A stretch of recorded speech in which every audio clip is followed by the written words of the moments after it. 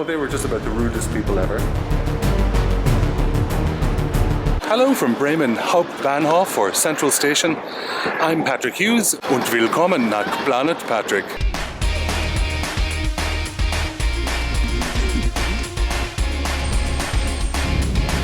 I'm Patrick Hughes and this is Planet Patrick.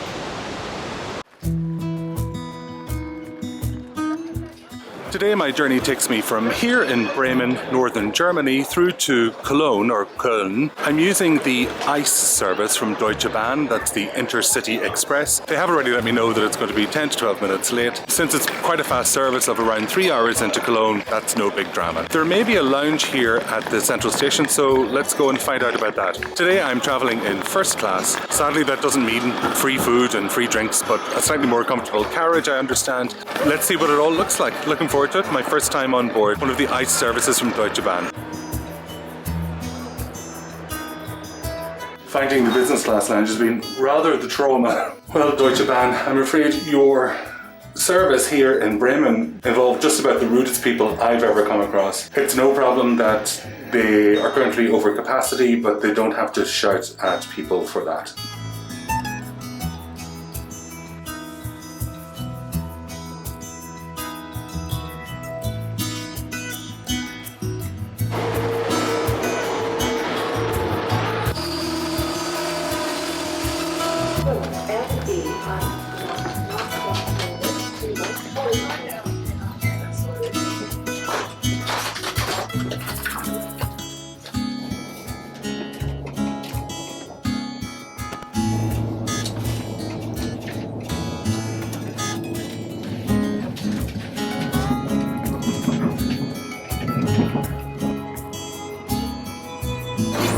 Everything is very calm and still on board this particular DB ICE train. I'm standing in between two first-class carriages. Through here there are rooms which are used by people as meeting rooms and which are catered for dinner, it appears. There's the same at the back of my carriage, carriage 41 here, and then bathrooms behind that again. As staff move through the carriage, they take your order for something to eat or for coffee, but of course that's not included, and my coffee cost €3.30. This 3-hour journey is swimming by, largely because there's fast Wi-Fi. There will be a lot of squeaky background noise in this particular part of the video. This has turned into quite a long travel day. It looks like it's going to be about 9 hours by the time I reach my hotel, maybe even 9.5 hours. That's life, babes. Oh yes, the mask that I was wearing, which is a fabric mask, was considered not appropriate. This kind of medical-ish mask is the kind that's required. Luckily I had one of these in my suitcase, but before I go anywhere else in Germany over the next couple of days, I'm going to have to pop into a pharmacy and buy some more of these.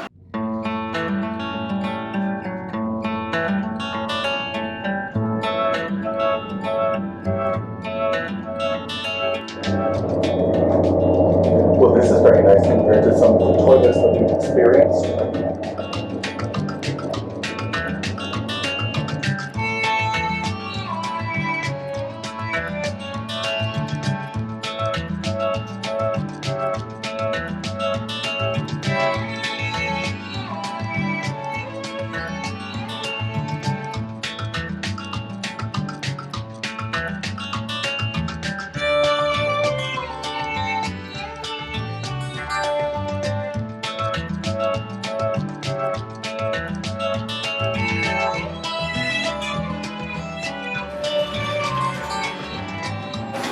This is the buffet car, and then 2 areas where you can sit to enjoy your coffee or snack.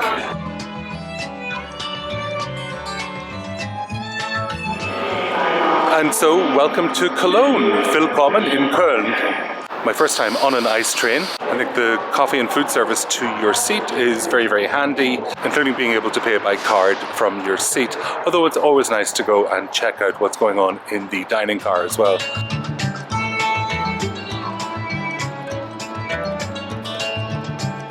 And off it goes, service 929, heading now from here in Cologne to Nuremberg. See ya!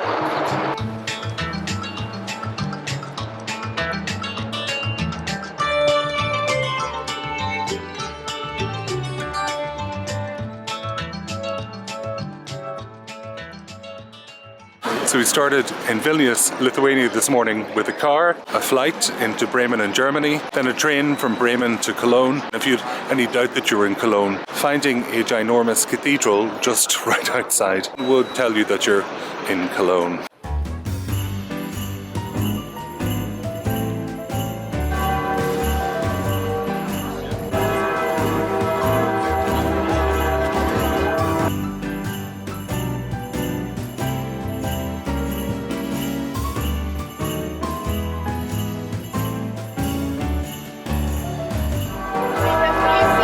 This is really beautiful. The nicest one I think I've ever seen.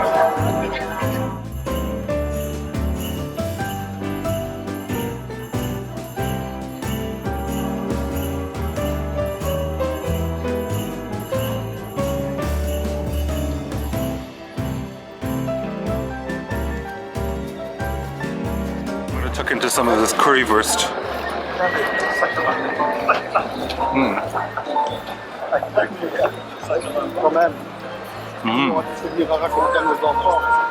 Oh, good. What a beautiful Christmas market right under the Cathedral of Cologne. A beautiful thing to have been able to visit. That currywurst that I just did was absolutely delicious. Hit the spot, didn't know I was hungry. Turns out I was. Okay, now it's off to my hotel. It's about a 20-minute walk off that currywurst. Those of you who have been with me for a while might remember that I tried out a Premier Inn in Belfast city centre for £35 earlier this summer, but which of us knew that there was a Premier Inn in Cologne in Germany? Not me. At least for tonight, Cologne was very expensive to stay in, and so this was the best deal that I could get in town. The question is it the same as the Premier Inn in the UK? Let's pop in and find out.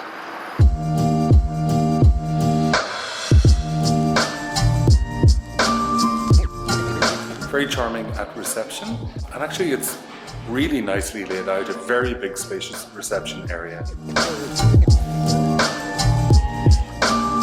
I am slightly concerned because the receptionist asked me if I was here for the football. If there's a game here tonight, my only concern is that I probably wanted to get to bed early because I need to leave early tomorrow to go to Frankfurt, and so I did ask if I could have a room in a quieter part of the hotel. It means that there's probably quite a buzz around the city tonight, and that's always a positive thing too. So this room is on the 15th floor. We'll have a look out there in the morning. But let's compare this to a typical Premier Inn room in the UK. It's much, much smaller, but also much, much fancier. There are a few Premier Inns that have been done up to this kind of higher end product. This looks a lot more like that. This linen is not typical, it's really nice. Let's try that out. Comfortable bed. These pillows are squishy and soft, and there's 4 of them, which I love. There's somewhere here to charge a phone. All of your lights are controlled from there. There is the typical purplish light, which is the signature of Premier Inn behind the headboard. And this makes a lot of sense to me. A really comfortable chair with a small desk. I would quite like one of those for myself, if I'm honest with you. The TV over here is really generous in size, probably a 42-incher. And very sensibly, there's a shelf underneath where there's a small kettle, a couple of mugs, and the makings of a cup of coffee to have first thing in the morning or a cup of tea for tonight. They've still managed to squeeze in a wardrobe. I think we can call that a wardrobe-ette. The little ironing board. And that is not usual in Premier Inn in the UK. You normally have to schlep your way to reception to pick one up. I really quite like these hooks for hanging up your jackettos. Hello, one very tired gentleman in that mirror. Sleepy bobos. I'm interested to see what the bathroom is like. Oh, this is a bit bigger than I thought. Let's pop in. This is really nice. And there's an echo in here. I think it's quite big. Great water pressure. A nice big mirror. Hello, bonsoir. Guten Abend. Towels which are flippery. Somewhere between fluffy and papery. There's some hand wash here. Obviously your hair dryer. A couple of towels underneath. And really quite a big shower. I think this is nicely done. There's a tiny bit of drain smell. Tiny bit unpleasant, but I mean just the slightest hint of it. You can get that for all kinds of reasons, I suppose. It's not like a deal breaker. Alright, so this room looks pretty good. I'm super pleased with it. I think I'll sleep really well here.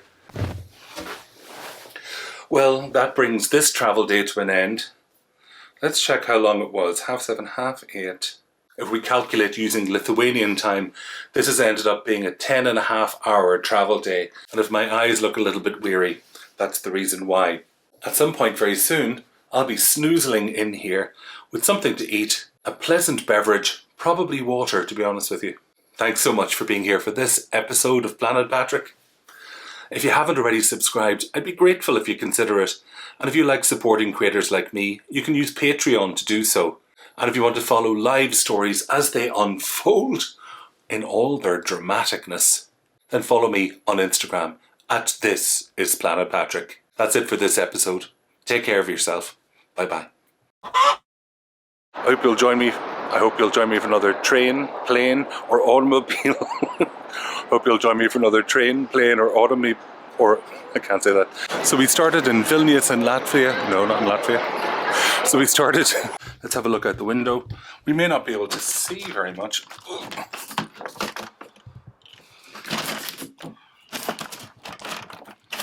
Okay, we probably can't see anything at all. I'm getting a sit. Until the next episode, take care. Bye-bye.